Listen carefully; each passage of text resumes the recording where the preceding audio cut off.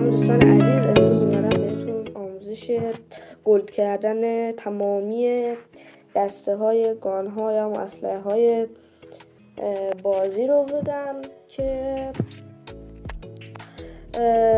مثلا مثل بعضی هم نیستم که بیام واسه هر دسته یه ویدیو جدا بدم که مثلا کار مخاطب سخت جو بیاد یه دسته رو گل میکنه باز واسه دسته بعدی بیاد یه ویدیو دیگه نمیکنه و همشون رو همینجا میگم که کسی که ویدیو رو نگاه میکنه حفظ کنه این چیزایی که میگم و بره واسه هر دسته هم کاری که گفتم رو انجام بده و اینکه بریم سراغ آموزش. ولی قبل از هر چیزی لطفا ویدیو لایک کنید، سابسکرایب کنید، زنگولش هم فعال بکنید که هر وقت ویدیو گذاشتم نوتیفیکیشنش براتون بیاد و بیاید ویدیو رو ببینید و ازش لذت ببرید و از نکاتش استفاده کنید. خیلی خوب، بریم سراغ ویدیو. اولین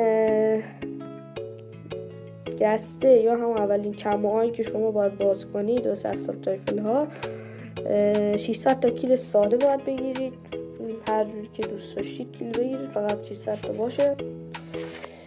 و اینجا هم دسته دومیش میگه که باید هیپفایر 50 تا هیپفایر بزنید و 50 نفر رو به صورت هیپفایر بکشید. و اینجا گفته که 80 تا کیل باید بزنید لانگ دیستانس، یعنی از راه دور، که واسه این لانگ دیستانس تمامی دسته ها بهتون پیشنهاد میکنم که بیاید این قسمت مپ کراسفایر، همین مپی که الان هستش که گذاشتم رو بزنید و توی این مپ لانگ دیستانس هاتون راحت ایزی بزنید. و اینکه اتچمنتش هم که بخوام بهتون بگم، تمام کاری که شما باید بکنید واسه لانگ دیستانس یکی همون مپ کراسفایره، یکی هم اینه که این قسمت رنج و کنترل گانتون رو زیادش بکنید، یعنی تا جایی که میتونید اون زیادش کنید و زیاد موبیلیتیتون رو سعی نکنید روش تمرکز کنید یا اکیوریسیتون رو، فقط رنج و کنترل بیشتر تمرکز کنید. و این از نکاتی که واسه لانگ دیستانس بود. و اینکه اینجا فول اتچمنت،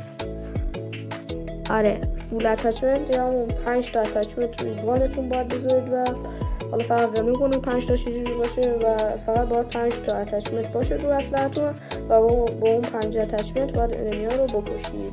مثلا بعدی هدشات، انمی‌ها رو باید هدشات بکنید که واسه این هم یه ترفند خاص هستش که شما تو شیلمنت که میرید خودتون رو بکشید و اون مچ رو ببازید که مچ بعدی که میرید براتون بات بندازه و بتونید راحت‌تر هدشاتاتون رو بزنید.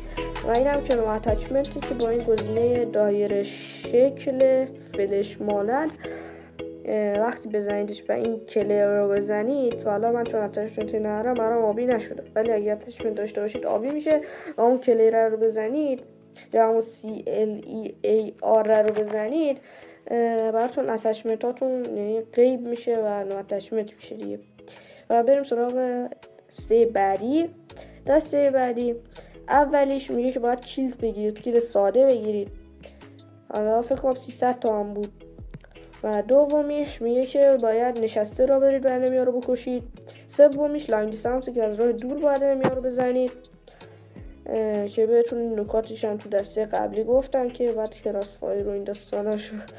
و اینکه اینجا باید فول اتچمنت 5 تا اتچمنت کامل بازی کنید.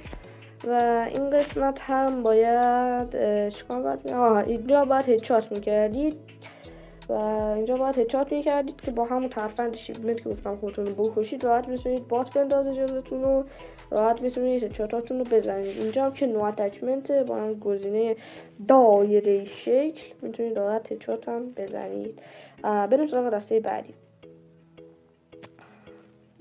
میام هدشات بزنید با اتچمنت بکنید گان اسلحه‌تون رو و نوع اتچمنت انمی‌هاتون رو بکشید. و اینجا در دسته LMG ها بچه کلا یه نکته راجع به LMG ها بگم. LMG ها برای که گان سنگینی هن، کنترلشون کلا راحته و راحت میشه باشون هدشات و لانگ دیستانس رو زد. برای همین زیاد روی این تمرکز نکنید و بیشتر رو SMG ها و شاتگان ها و اسنایپر تمرکز کنید. و اینکه اینجا باید 400 تا کیل ساده بگیرید تو هر مپی که دوست داشتید یا هر جوری که دوست داشتید. و این هم که هیپ فایر میگه باید بزنید 45 نفر رو با هیپ فایر باید بکشید 45 نفر رو. اینجا باز باید لانگ دیستانس 45 نفر رو بکشید از راه دور تو همون مپ کراس فایر با یه اتچمنت خوب. و اینجا هم که فول اتچمنت باید بکنید، با 5 تا اتچمنت کامل میاره بکشید. آره دیگه 5 تا اتچمنت کامل. و اینجا هم که فرق هم راستی نمیکنه که اتچمنتاتون چه شکلی باشه و هر جور دوست داشتید. و اینجا هم هدشات دیگه، اینجا هم باید هدشات بزنید. میگم با LMG زیاد هدشات و لانگ دیستانس و اینا سخت نیسته و راحت میتونید هدشاتاتون رو بکنید و سریع پلاتینیوم LMG هاتون رو باز کنید. اینجا هم که هدشات باید تو مپ شیپمنت هارد پوینت بازی بکنید و این هدشات ها رو بزنید و با همون ترفند خودکشی راحت بات بیان بندازه جلوتون. میتونید راحت هدشات ها رو توی یه مش تموم کنید. ولی خب اگه انمی هم بندازه چون LMG زیاد سخت نیست. و آخریش که میگه که نو اتچمنت مثل همه دستایی که آخریشون نو اتچمنته و بزنید انمی ها رو که میگم اینجا یک خوشگله هستش که اینو بزنید راحت نو اتچمنت میشه گانتون.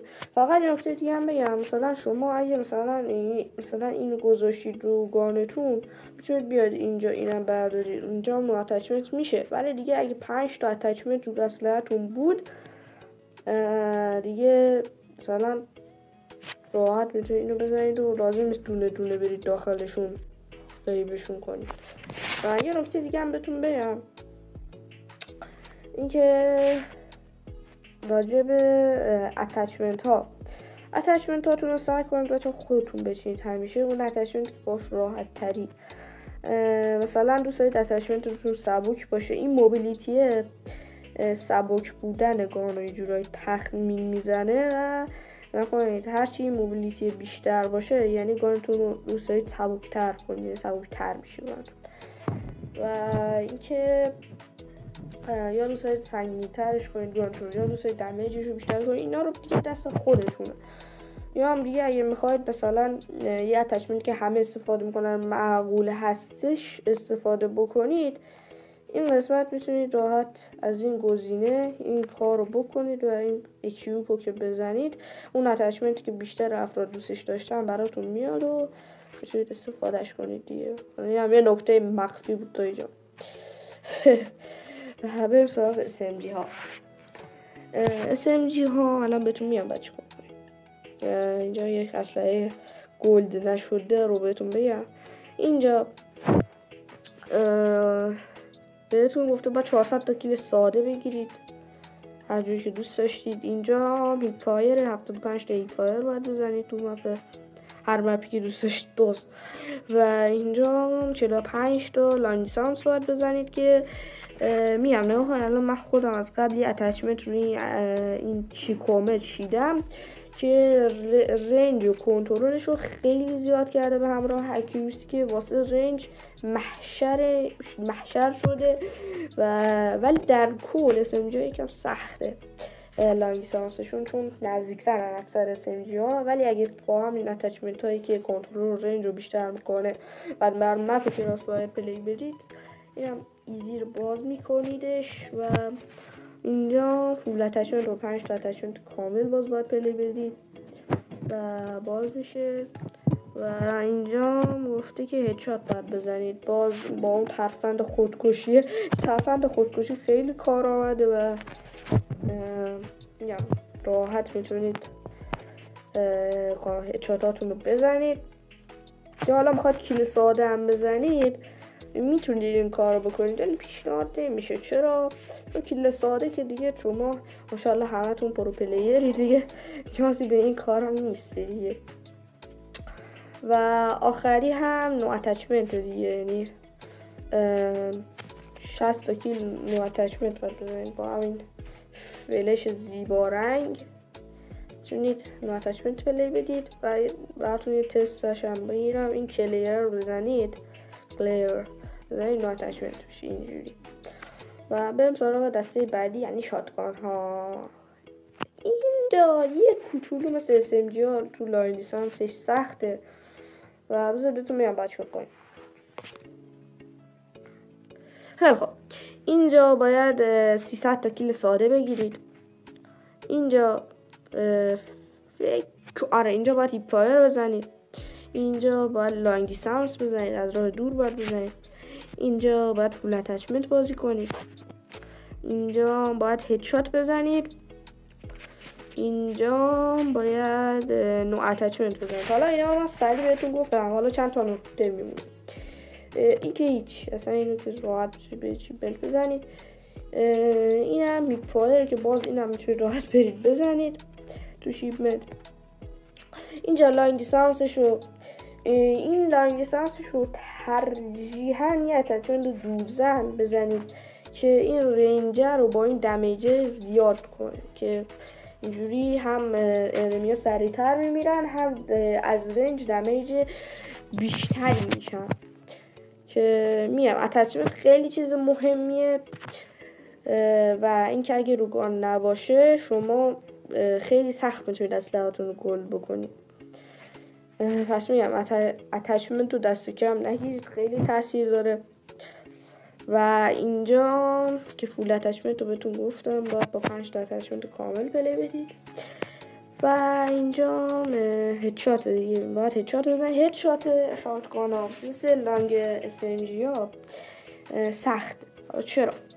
چون که هدشات معمولا برای شاتگان ها وان شات نیستش. حالا چرا؟ چون که شما باید واسه هدشات با شاتگان حداقل 2 تا شات به انمی بزنید و پس از اینکه شات اولو زدید انمی در میره و شما سریع شما رو میزنه دیگه قطعا، و شما فرصت زدن شات دومو نمی کنید. حالا چرا؟ چون ایم شاتگان پخشه، یعنی به سمت تیراش به سمت جاهای مختلف میره، اینکه روی یه نقطه تمرکز نمیکنه که وان شات شه. ولی دیگه از خیلی نزدیک تو دل انمی بودید اگه هدشو بزنید دیگه وان شات دیگه. و اینکه باز با ترفند خودکشی راحت میتونید اینو هدشاتاشونو بزنید، باتای قشنگ و زیبا رو که براتون بات میندازه و شما راحت هدشات میتونید بزنید و ترفندی کثیفیه و شما راحت میتونید داماستون هم حتی وا کنید باش.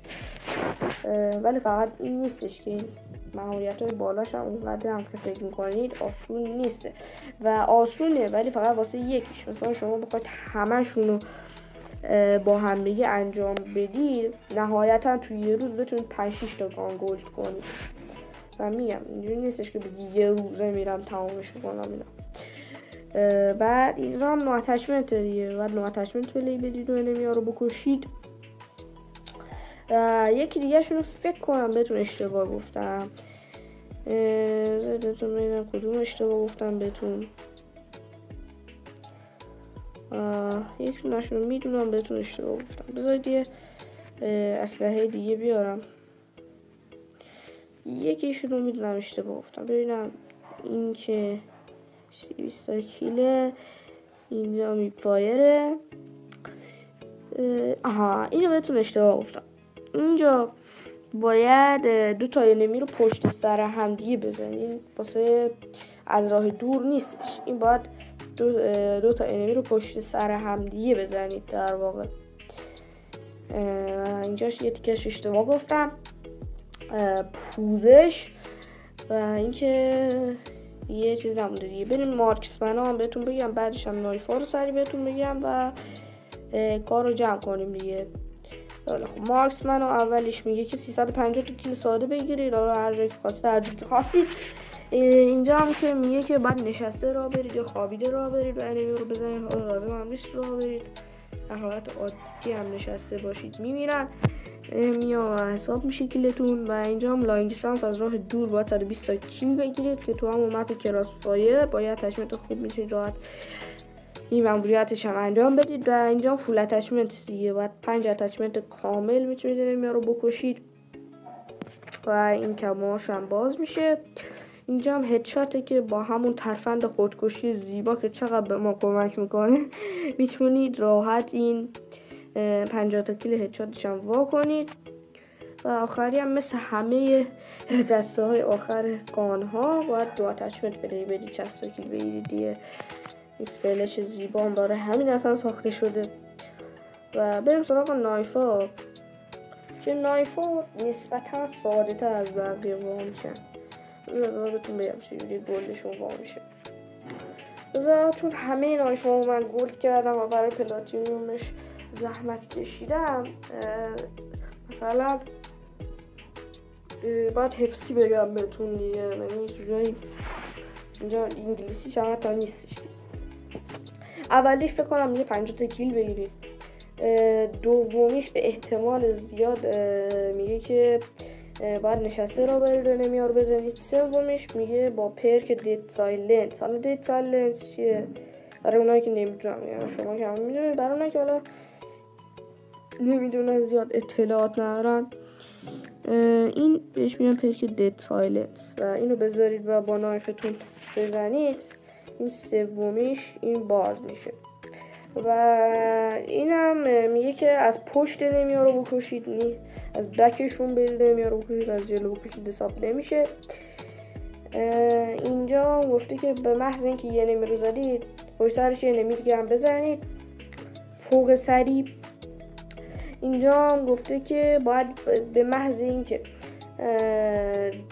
یه انمی رو زدید 2 تا انمی دیگه هم پشت سرش بزنید، یعنی باید 3 تا انمی رو در کمترین زمان ممکن پشت سر هم دیگه بزنید که اینم 18 تاشون کیل میخواد اونقدر سختی وگرنه اگه بیشتر هم خواستید هم داستان میشد. اینم از این. امیدوارم از این ویدیو لذت برده باشید. اگه نکته چیزی رو جا انداختم حتما بهم بگید که بیام تو ویدیوهای بعدی به اونایی که نمیدونن باز دوباره توضیحش بدم. و خلاصه همتون گرم و تا یه ویدیو دیگه و آموزش بعدی در واقع. فعلا خدا نگهدار.